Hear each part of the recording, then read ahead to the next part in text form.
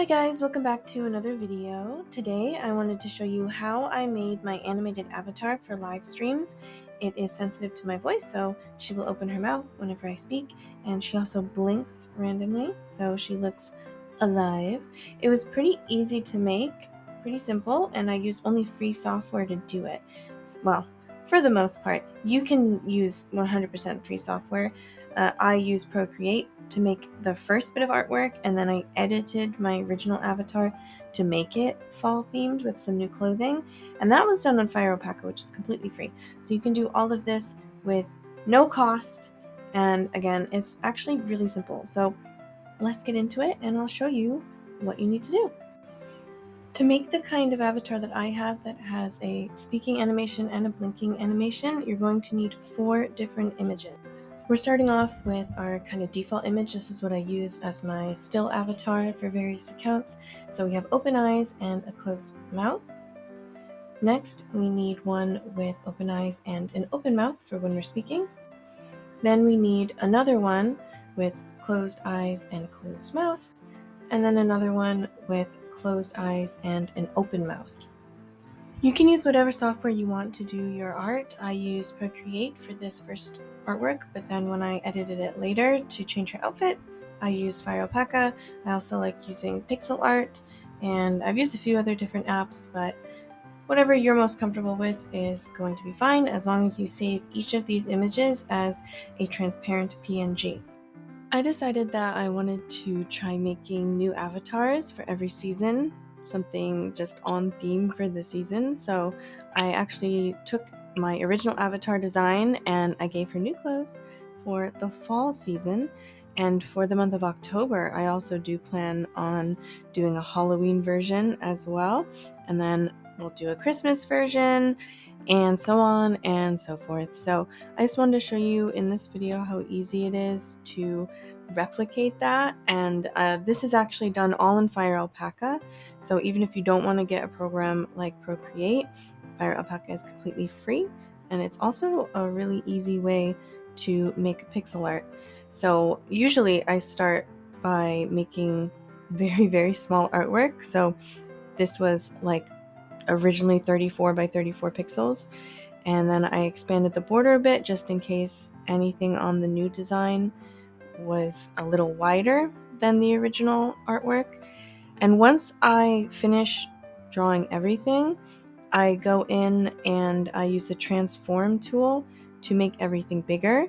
And the type of transform, I'm not sure exactly what you call it, but you have some options on how to make it bigger. So I use nearest neighbor, which keeps, for the most part, as long as your lines are clean, it keeps the pixel art looking sharp. So I just change it to whatever size I need. Usually the canvas is what I first make the size I need, and then I'll drag the transform tool and make the artwork fit that size canvas.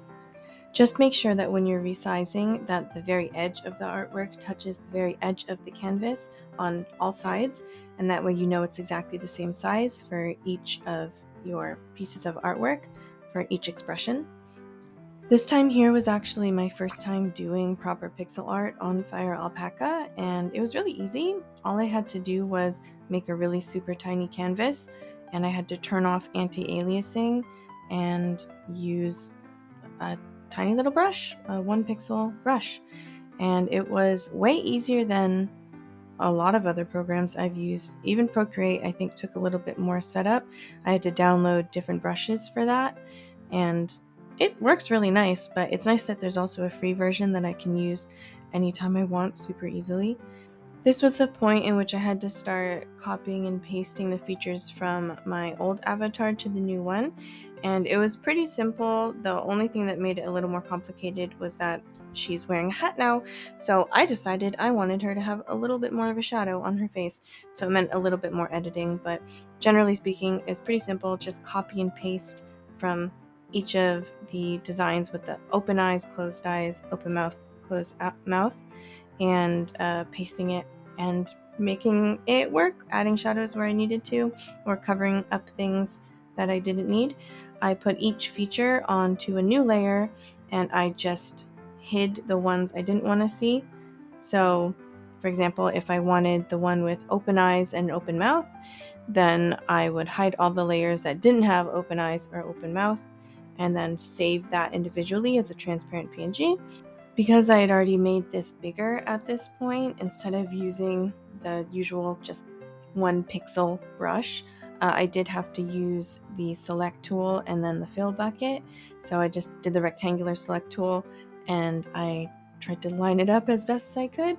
Absolutely, if you want to make it easier on yourself, you can edit this stuff before you make it bigger. I don't know why I decided to make it bigger at first and then go and edit it. It wasn't that difficult, but it's probably a little bit easier if you do everything when it's small and then make each of the different pieces bigger afterwards. Now we're in Veodotube Mini. This is a software that I use to animate my avatar, and this is also what I use when I'm streaming, and I just use OBS to capture this window. And I choose to do it with a transparent background so that it doesn't cover anything up on my stream. I think a lot of people choose to do it that way. But let me show you how I make a new avatar. This originally is my original avatar, and now we're just going to edit it with my new stuff for my new avatar. We are now in Veodotube. As you can see, this is the default avatar. This is your microphone settings, so if you put it way up here, it's not going to talk because you're not loud enough. But if you put it down here, it's going to talk every time your voice reaches this level of volume. This is the delay. I usually put it to 0 milliseconds because I don't want any delay. I want it to talk when I'm talking. And so because this is the default, we just have to go and replace everything. So we'll start off with a closed mouth image. If I click replace image, it will open up my pictures, whatever. I gotta choose something, right? So let's go. Actually, we'll type in fall. And we'll start with fall pixel Emily icon. And I like to name them so I know what I'm doing. But we have open eyes and closed mouth. So we're looking for open eyes, closed mouth right here. This is what she looks like. Now it's going to be changing weirdly because I haven't done the rest.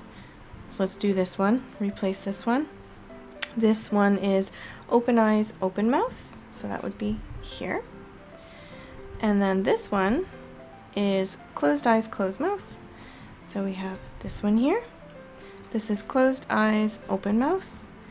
So we have this one here. And now she is like this. There are a couple more settings. We have state properties. State name, you can change it to whatever you want. Image mode can be smooth, it can be pixel. I choose pixel. You can choose the blink interval, so it will blink after this amount of time on its own, and this is how long it will last for. So if you want it to last a longer time, you do that. Shorter time, you do that. You also have some state effects. So by default, you have some random move shaking. I think it looks a little bit more alive, so I like to keep that on. But there's some more you can add, like a jump. You don't need to, but you can. And just like some shortcuts if you want to. The next thing you have to do is click on your display settings. And so if you want a transparent background, make sure it's clicked. Make sure you've clicked on transparent. You can choose an image as well for a background. You can also choose a color. I like to keep it on transparent. If it's on transparent, it's going to originally have a gray background, but if you go on to your streaming software and you select this window to capture, you can do a window capture or a game capture. I don't think it really matters. As long as you select in the settings, it's different for every program, but as long as you select, make sure it's transparent on the software, then you should be fine. Actually, if I open up OBS right now, I can show you my settings here. I thought she was moved for a second. I actually keep all of these locked for the most part so I don't accidentally drag the avatar. So let's make sure she's locked. So this is my avatar. I actually have it set to a game capture. That's why it has a little game symbol here. If you double click that, or you can right click it, you want to choose capture specific window. Then the name of the window you want it to match exactly. So this is Veodotube Mini, and match title, otherwise if I have window of the same executable. Window titles must match is my recommendation, but I mean, most of us won't have multiple similar windows open with Veodotube in the title, so it doesn't super matter, but if you want to be extra careful, just make sure it's an exact match. You can choose to capture audio. That would give you, I think, double audio, so don't do that unless you're not recording audio on, with your own microphone settings here, like this. Then just make sure you click Allow Transparency. And you can uncheck Capture Cursor just in case you change windows. I was filming a tutorial, so I captured the cursor, but if you change windows and you happen to accidentally put your mouse over this window while it's active, then you're going to be able to see the cursor. If you unclick it, you won't see the cursor, so depends on what you want to do.